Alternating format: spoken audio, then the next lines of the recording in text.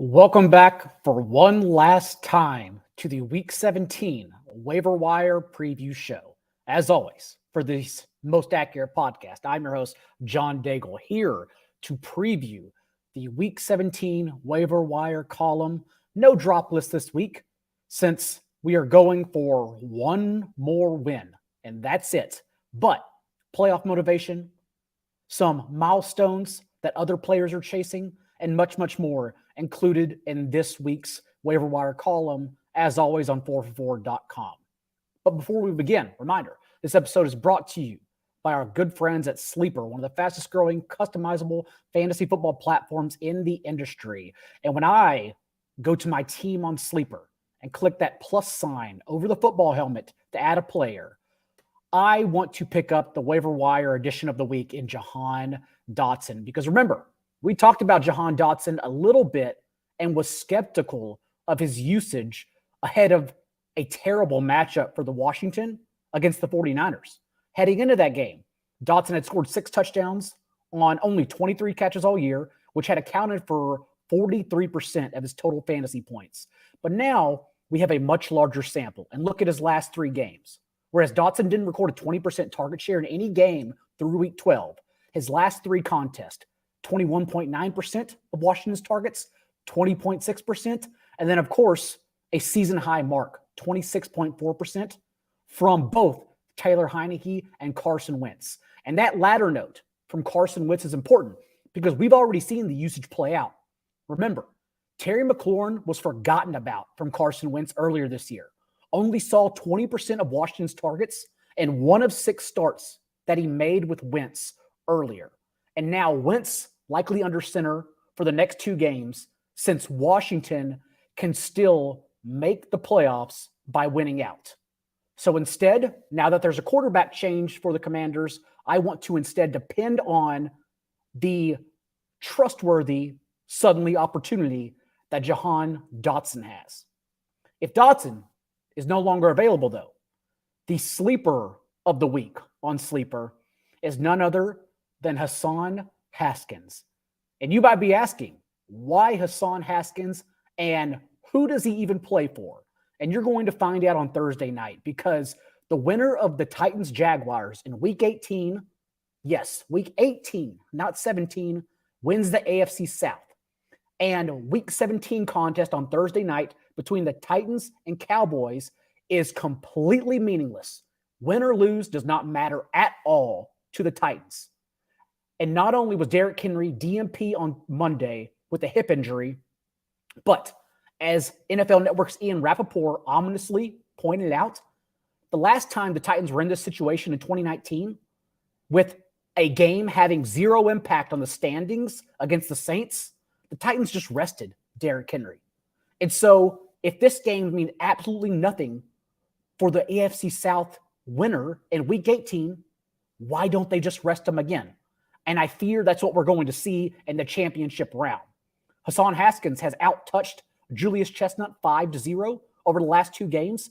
Obviously, not many running backs get the ball behind Derrick Henry as long as he's healthy. So I think we see Haskins step in on Thursday night as a touch-based RB3 or 4 in place of Derrick Henry.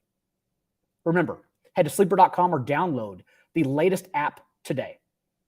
Let's get in to Tyler Allgeier because Allgeier's share of backfield touches without Caleb Huntley, who suffered an Achilles injury the past 2 games, has increased weekly.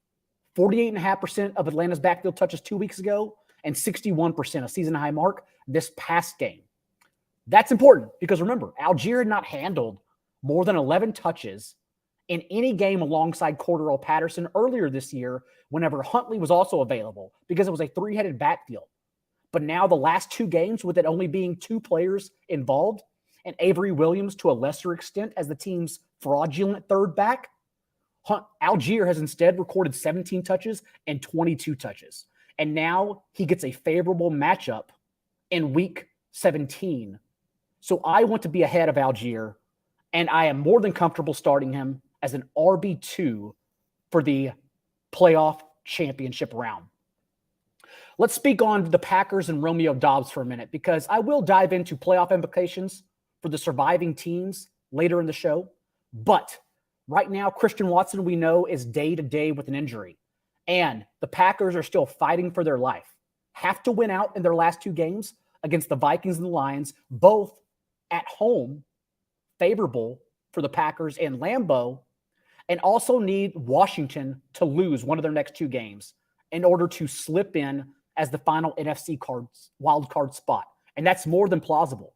But more importantly, we need to be ahead of Romeo Doubs just in case Watson is injured. Since Doubs came off the bench this past week, ended up with the second most routes run on the team and a 15.5% target share off the bench. And the Vikings, of course, since week 8, the second half of the season, this terrible passing defense is bottom 6 in the league in both yards per attempt and explosive passing rate of 10-plus yards allowed. So if Christian Watson is out and Romeo Doubs is in for a Packers offense fighting for their playoff life, it is a terrific matchup to get on top of Doubs as a wide receiver 3 or 4 for the matchup for Week 17. I want to instead drop a player as well here because not only have we seen Malik Willis this year complete just 50% of his passes, no touchdowns through the air, 3 interceptions, and take a sack on an abysmal 7.5 of dropbacks. Yes, 1 sack for every 7.5 dropbacks for Malik Willis this year. But also we saw when Treylon Burks returning this past week, the Titans then went back to 11 personnel and removed Chig Okonkwo, our worst fear, from the offense altogether. Okonkwo played 46% of snaps, had a 41% route rate. Whereas, remember, he was running a route on 56% of dropbacks without Treylon Burks the last 3 weeks. And then, of course, only an 8.5% target share. So with Malik Willis under center, with their primary personnel being 3 wide receiver sets, you can feel free to move on from both Chig Okonkwo and Treylon Burks, assuming that there will be no production through the air for the Week 17 championship game. And finally, I promised some motivation in place of deep cuts. And that's because with Derrick Henry maybe out this week, you may start panicking and concerned over your other potential starters. But I will tell you, there are enough playoff seeding games going around this week, enough teams fighting for their life that you should not be overly concerned.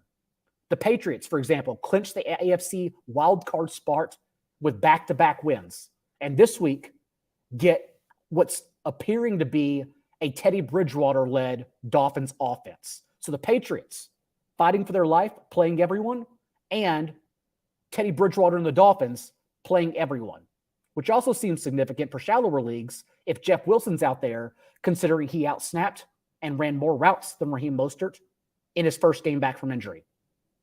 The Jets and Mike White are also trying to sneak in with consecutive wins and also need 1 Patriots loss to lock up the final AFC wildcard spot. And of course, it's a great matchup for Mike White off waivers because this Seahawks defense has crumbled for 27.5 points per game and the 4th highest passing touchdown rate since week 12.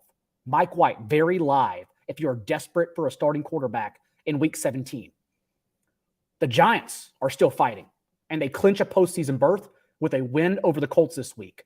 The Commanders, as we already talked about, with Carson Wentz and Jahan Dotson, do clinch a berth as well with back-to-back wins. So we'll see what happens with the Commanders. And for the NFC, the Bucs and the Panthers play this week to practically decide the NFC South. We've seen Sam Darnold in his 4 starts not only turnover free and not losing a fumble or throwing a single pick in that time, but more importantly, wherever Chuba Hubbard is still on waivers, since Deontay Foreman is rostered in over 50% of Yahoo leagues. Remember, this Panthers offense with Sam Darnold under center is averaging 32.5 running back carries per game and are now fighting to take down the division against a woeful Bucs team that is averaging as many yards per play, 5, as the Broncos, and sit 28th in points per game as an absolutely miserable offense. The Panthers are live to be in the playoffs. And finally, the Bengals for the AFC, if they lose to the Bills on Monday night, it all comes down to week 18. Because if the Bengals lose No matter what happens with the Ravens against the Steelers on Sunday night, the AFC North will then be decided in Week 18, likely to be flexed to the Sunday night game. So the Bengals and Ravens, also two teams that are leaving it all out for everyone in the fantasy championship round in Week 17, certainly. Reminder, we'll be back also for one more preview show, Week 17, getting ahead of everything with myself, John Paulson, and Sam Hoppin, Wednesday, 1 p.m. Eastern. But until then, good luck this week. And remember, be a little bit kinder than what's required. We'll see you then.